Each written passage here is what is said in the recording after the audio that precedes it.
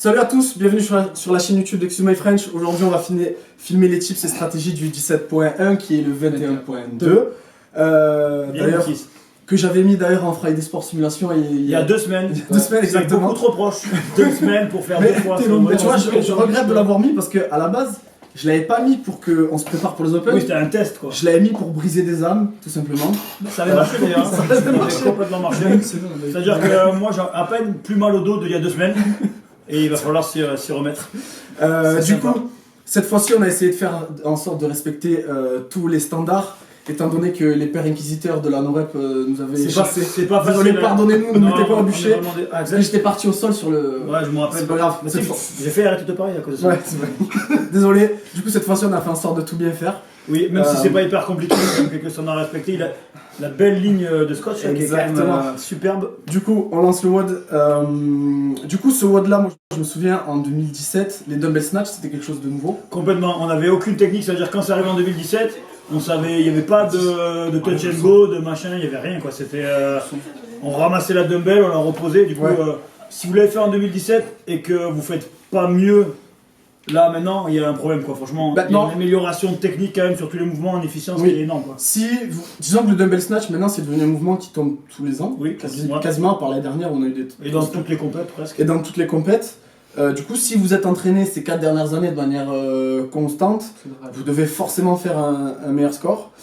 Après je sais que pour ce qui est des 10%, pour être dans le 90e percentile, en 2017 il fallait faire pour les hommes 15,05 à peu près. Voilà, là ça va baisser un peu je pense. Ouais, je peux enlever 1 ou 2 minutes à mon avis. Si tu veux 2 minutes tu crois? Une. Ouais, 1 minute je pense. Et pour être... Il a dit ça parce que vous verrez le temps qu'il a fait, mais si on enlève 2 minutes on n'est pas loin de ton temps, du coup c'est pour ça que t'as fait ça, non? Ouais. 2 minutes, t'es sûr? En fait, il y a 2 semaines j'avais fait un bon temps. J'étais très proche du 99e percentile de 2017. Et là aujourd'hui je suis venu en mode défensif, c'est-à-dire j'ai mis le mode ultra défensif sur FIFA.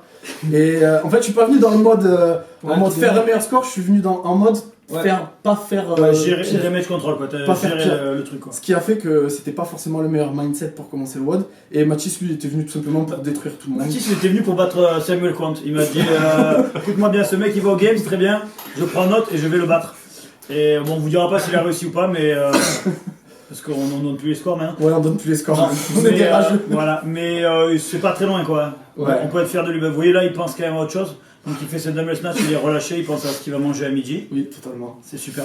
On voit quand même 2 techniques sur le dumbbell snatch. Oui, alors justement, on peut en parler. Moi j'ai tendance à aller chercher une plus grosse flexion du rachis. Une plus grosse flexion de la dumbbell qui part un petit peu derrière. Ouais, c'est ça. Moins utiliser les cuisses. Alors que Mathis, lui, il a tendance à plus plier les jambes pour économiser ton... Tu fais ça volontairement ou c'est vraiment... Je vais plus vite. Tu vas plus vite comme ça? Je suis complètement con. C'est pas stratégique, ça va plus vite, tu vois. Je suis parti dans l'optique d'aller à fond. Ouais. Et de voir si ça tient quoi. Et d'aller, de voir si ça tenait. Je pense que c'est la bonne stratégie pour soi. Parce que je pense que si, comme je discutais avec Pascal, c'est un genre de WOD, si on veut faire un bon score, ça sert à rien de s'économiser au début, genre faut partir à fond. Si on sent qu'on a la capacité de pouvoir je pense qu'il faut pas s'économiser en mode les 10 jusqu'au 30 je m'économise pour histoire d'avoir du jus parce que dans tous les cas on sera mort genre à partir de la série de 40 genre. Oui, alors après il faut partir en considération que le WOD commence entre guillemets sur la série de 40. Ouais, c'est-à-dire que si tu pars avec un pace rapide mais que sur la série de 40 c'est exactement.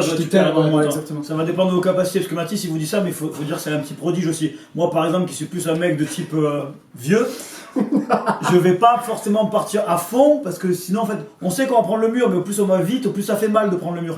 Donc si vous sentez que vous serez plus entre 15 et 20 minutes que vous allez finir mais que vous serez pas sur des scores incroyables, économisez-vous un tout petit peu au début pour justement garder le même rythme.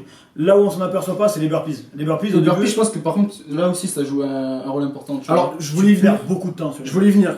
Il y a 75 burpees et 150 dumbbell snatch. Vous pouvez faire le test un jour si vous êtes un peu con.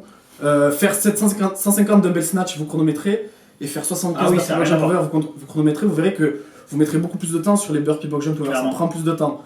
Du coup, pour être dans les 10%, il faut avoir un rythme steady ou soutenu sur les burpee box jump over. Parce que c'est là tu... Et après, ce qui différencie la première moitié des 10% et la deuxième moitié, c'est la vitesse d'exécution sur le dumbbell snatch, je crois. Et après, si vous avez les deux comme Mathis, vous foncez, vous réfléchissez pas et puis vous donnez comme conseil tu pars vite et après t'accélères et après tu saignes du nez.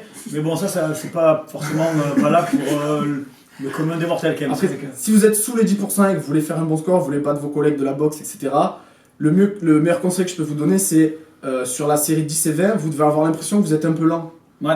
Parce qu'après, sur Vous le regardez reste, sous le pied voilà, un tout petit exactement. peu, ouais. Contrairement à Mathis.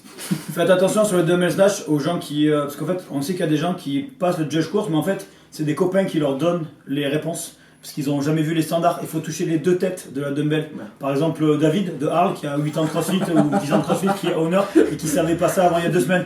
David, je t'aime, mais je sais pas ce que tu as branlé ces dernières années. Voilà, donc les deux têtes, parce que vous verrez, ça fait une grosse différence. Moi, par exemple, je fais 1 mètre. Si je touche qu'une tête, je me baisse quasiment pas, quoi. C'est elle touche de suite quand j'ai les bras tendus. Donc c'est bien les deux têtes qui touchent. Voilà, là. Il y a eu beaucoup de no-reps pour Marcel Strodam d'ailleurs. Sur ça, puis après sur la dumbbell qui doit quand même être alignée, qui doit être devant soi, bon. Ouais. Mais on a tendance à regarder la dumbbell pour jongler avec là. Après, on peut parler de la technique sur les burpee box jump over. Moi, j'ai tendance à plier les jambes, faire comme un squat pour garder le buste droit. Ouais. En fait, ça m'économise, vu que le WOD c'est que des flexions du rachis, c'est-à-dire entre les burpees et les dumbbell snatch, t'es tout le temps en flexion. Le fait de rester droit sur la boxe, ça me permet de respirer et relâcher un peu le diaphragme. Tandis que Mathis, lui, il reste quand même un peu penché, il saute un peu plus haut. Ben là, il y a 2 semaines, j'avais fait comme toi. Ouais. Et quand j'ai vu la démo là, des CrossFit Games, Ah, t'as vu des roses, ouais, j'ai vu des roses et j'ai vu que. je vais être comme lui quoi. Non, pas quand même, mais je me suis dit, tu vas plus vite, tu t'économises plus en faisant ça, je trouve, que comme toi. Ouais, pour toi, ça. Ouais, moi ça m'a Ouais, ça dépend des profils aussi. Genre, moi je sais que je suis tout petit, si je saute, et que je vois que t'es petit aussi, mais t'es athlétique. Je suis 1m70. Ouais, après, moi j'ai l'impression de pas sauter quand je fais ça. Oui. Et ça m'aide. Oui, voilà, c'est ça, t'es relâché, t'es sur les hanches là, boum, ça tourne tout seul. Après, voilà, dans tous les cas, quel que soit le rythme que vous allez prendre sur les burpees, essayez de garder toujours le même mouvement. Voilà, c'est pas de mouvement parasite, c'est vraiment de garder. C'est chiant. D'ailleurs, je sais pas si t'as remarqué chez moi sur la série de 50, sur les reps à gauche, je commençais à lever le talon. Et chez moi, c'est un signe. Ouais, clairement. Je lève le talon gauche sur les... c'est la série 50, je pense, qui a fait que t'as fait un peu moins bien que la dernière fois. La série 50, c'est de la survie. Clairement. Toi, t'as lâché à 40, normalement, il t'en reste 10. Tu peux pas 30 aussi. Ouais, et avec il a lâché à 30 25, 40. En fait, Mathis, si vous voulez, il a lâché parce qu'il avait un score en tête. Ouais, il a regardé le chrono, il s'est dit je suis en avance. Et là, ça a été mentalement, ça a été ok, j'ai le droit de lâcher parce que je suis en avance. J'ai regardé les scores. S'il avait pas eu de chrono ou si on avait trafiqué le chrono de 30 secondes, il lâchait pas sa dumbbell, c'est sûr.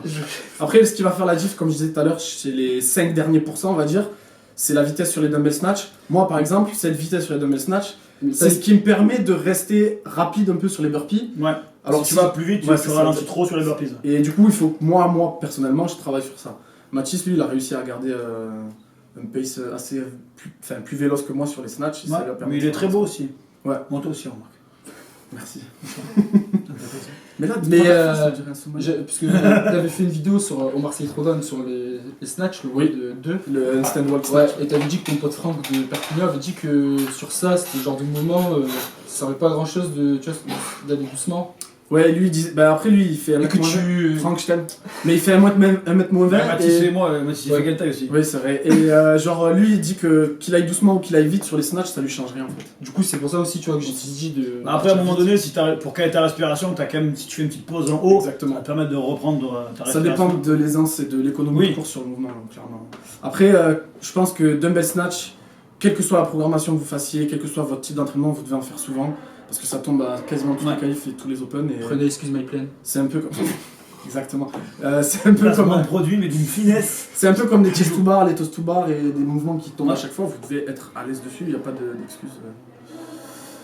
Voilà, qu'est-ce qu'on peut retenir du coup, qu'est-ce qu'on peut faire comme. On va faire un petit résumé. Du coup, pour si vous voulez être dans les 10%, prenez un pace assez soutenu et steady, régulier sur les burpee box jump over. Testez plusieurs techniques à l'échauffement. Sur notre chaîne YouTube, on a une playlist de techniques de burpee box jump over. Essayez-en plusieurs à l'échauffement et trouvez celle qui vous permet de rester régulier et d'avancer de manière régulière.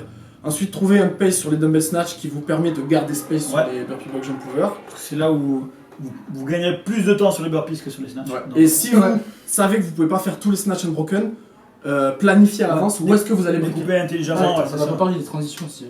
Ouais, mettez votre dumbbell à côté de la box histoire de faire juste un pas. Et pour un bon score, reprenez de la dumbbell, pas de pause. Et acceptez que ça va faire mal. Le genre de WOD, il faut serrer les dents. Il est dégueulasse quoi. Ça fait mal, il n'y a rien de compliqué, il faut avancer quoi. Restez une fois que vous êtes dans la zone rouge, dans la dark zone. Dans la dark zone, continuez d'avancer et même si c'est pas confortable, là vraiment c'est réussir à tenir l'inconfort. clairement. Voilà, j'espère que la vidéo vous aura plu. Un petit pouce, abonnez-vous à la chaîne, allez voir notre site internet excusemyfrenchstring.com pour des articles sur notre blog, notre programme Excuse My Plan ou si vous cherchez un coaching. Voilà, c'est tout. Hein. A plus.